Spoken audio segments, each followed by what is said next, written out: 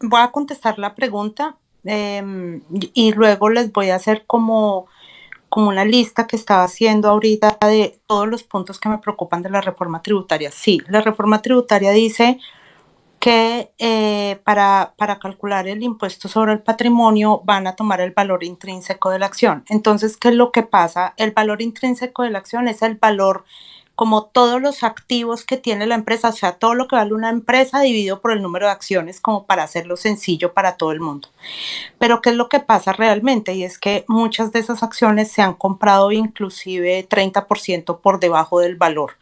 Entonces, cuando a una persona le van a decir que la acción que tiene equivale a un patrimonio de 30% más, una acción que no se puede vender a eso, entonces, primero el incremento patrimonial y segundo, entonces ahí ya uno empieza a pensar en muchos otros impuestos que podría venir. Pero no solo eso, es que los impuestos al patrimonio tienen muchos problemas. Y ese es uno de los problemas, la valoración del patrimonio para poder cobrar el impuesto. Entonces, si esa acción, si valoran el patrimonio a eso, pero la persona no puede vender la acción a eso, y sobre eso le cobran a uno impuesto al patrimonio, imagínense la locura. Entonces, sí, es una preocupación enorme. Yo, la verdad, mmm, creo que el Congreso no tiene las cualificaciones para hablar de este tema y de dónde salió y quien tiene las calificaciones y las cualificaciones para hablar de este tema fueron los que propusieron esa reforma tributaria que está llena de zonas grises y negras en realidad. Parece que de pronto yo sí esperaba una reforma mejor hecha de Ocampo o con menos zonas grises, porque independientemente si uno está de acuerdo o no con su ideología y cómo ve las cosas, es una persona académicamente excelente, entonces yo sí me esperaba una reforma mejor. Dicho esto, les voy a hacer como un listado de las cosas que me preocupan a mí de la reforma. Lo primero es que le dan a la DIAN, o sea, ellos dicen que la reforma sí son 50 billones, sino que 25 se hacen por impuestos y 25 esperan que la DIAN se vuelva eficiente y que nadie evada y se recauden esos otros 25 billones de aquí a 3 años. Entonces, primero eso, yo quiero saber de dónde sacan esa cifra. Por ejemplo, que me dijeran a mí, se considera que de este impuesto va en tanto, de este impuesto va en tanto, y eso da 25 billones, pero no, simplemente se sacan los 25 billones así, o sea, así. Lo otro son las presiones inflacionarias, o sea, tenemos una inflación de por encima del 10% en Colombia, en donde los que más pierden son los pobres y vienen subida de impuestos a todo el sector energético. Entonces, eso quiere decir la gasolina y la energía es la base de la inflación.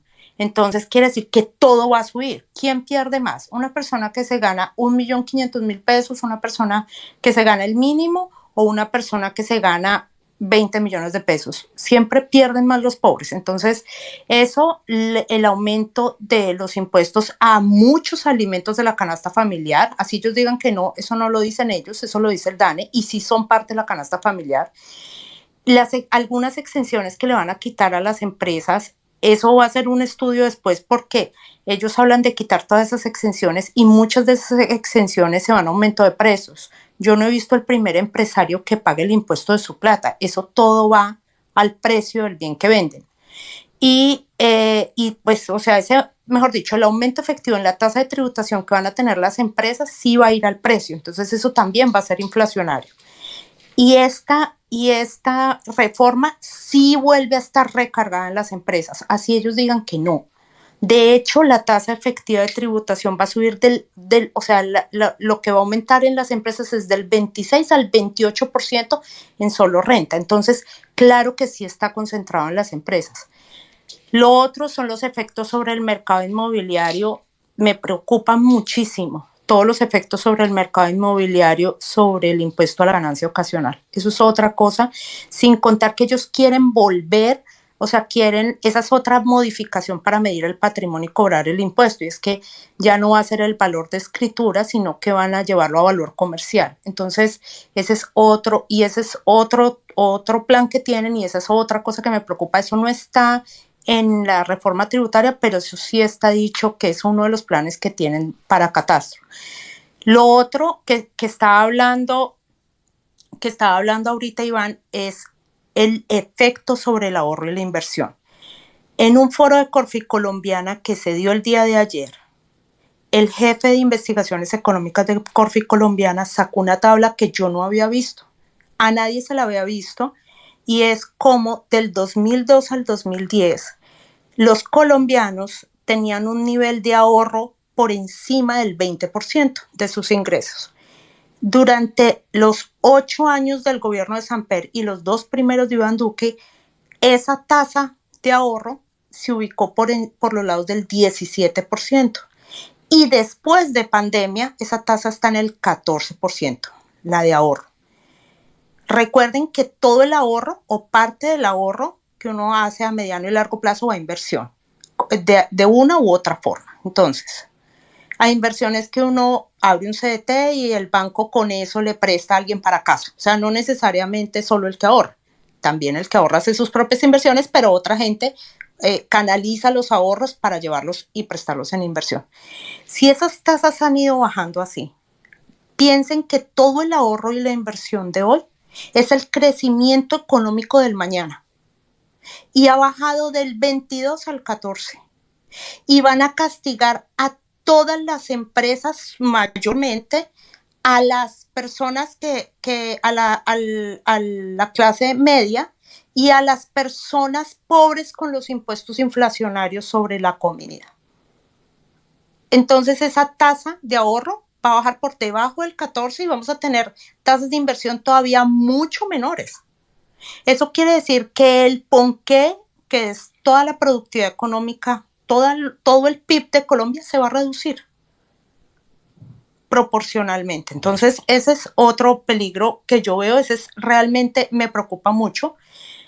Otra cosa que yo veo es que ellos dicen que las pensiones de más de 10 millones van a pagar impuestos, pero entonces acuérdense que hay 2 tipos de pensionados en Colombia. Los de pensiones privadas, que su pensión se deriva única y exclusivamente de sus ahorros, más la rentabilidad de las inversiones hechas con esos ahorros. Punto. Esa gente va a pagar impuestos, todos los que se pensionen con 10 millones o más al mes. Pero también están los pensionados públicos, los de Colpensiones, que el 100% de esas pensiones de 10 millones o más son subsidiadas. Son subsidiadas por el 90% de la población colombiana que gana menos de 5 millones de pesos, o sea, por los de las clases medias y bajas. Y esa gente va a tener el mismo impuesto, o sea, el que se pensionó con subsidio va a tener el mismo impuesto que el que se pensiona con sus propios ahorros. Eso nadie lo ha hablado y eso a mí me parece tremendamente injusto. Yo sé que es muy difícil crear una diferenciación en la pensión, pero es tremendamente injusto.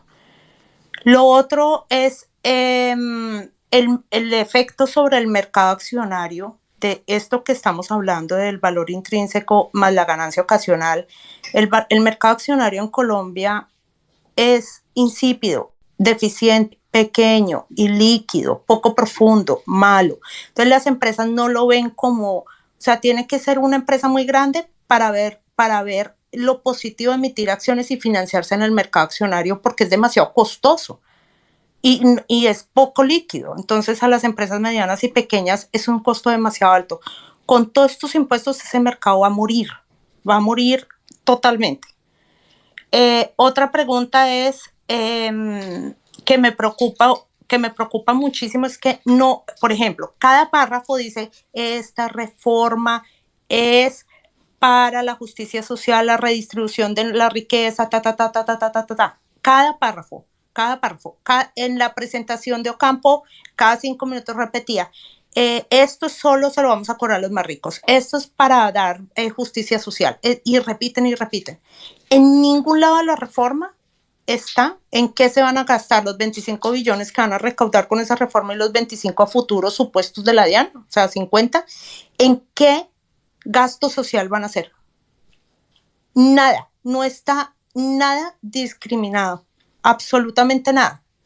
Y lo otro es que realmente es ver la visión económica de este gobierno. O sea, este gobierno piensa que para que la gente deje de ser pobre, toca redistribuir el ponqué que hay. Entonces, nunca, nunca dicen que la forma de bajar la pobreza y aumentar la movilidad social de la clase baja a la clase media es crear empresa y crear empleo y crear las condiciones para eso. No, no, no, eso no existe. La única forma en que la gente no sea pobre es redistribuir lo que hay. No es crear más. No, no, no, no, no, eso no sirve, eso no existe. No hay ninguna visión de esa reforma, no hay ningún punto que avale esa visión económica de país.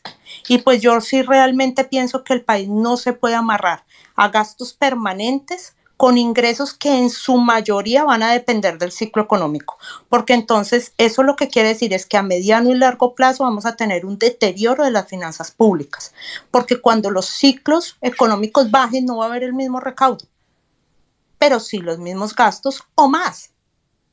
Y acuérdense que subsidio que sea, subsidio que nunca, nunca se echa para atrás. Un subsidio otorgado es un subsidio que jamás se puede eliminar. Entonces, dentro de mi preocupación, esas son mis principales preocupaciones de esta reforma tributaria. Bueno, pues traté de contestar la pregunta y eso es como mi visión general de lo que veo.